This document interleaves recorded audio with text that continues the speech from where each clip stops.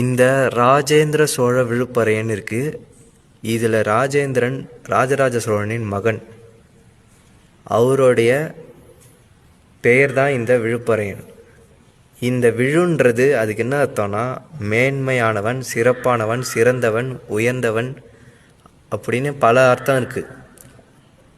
இந்த விழுப்பறையனை நம்ம பெரும்பறையன் அப்படின்னு சொல்லலாம். ஏன்னா அதுக்கான பொருள் இதில் கரெக்டாக இருக்குது. இதுதான் இந்த கல்வெட்டுடைய வாசகம்.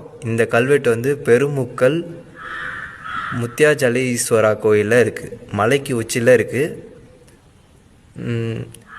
இது அர்த்த மண்டபம் வடக்கு சுவராண்ட இருக்குது. யார் வேணால் பார்க்கலாம். இந்த ஒரு ஆதாரம் போதும் சோழர்கள் என்ன குலம் என்ன வம்சம். இது கோலியர் இனத்தை சேர்ந்த சாம்பவர்கள்.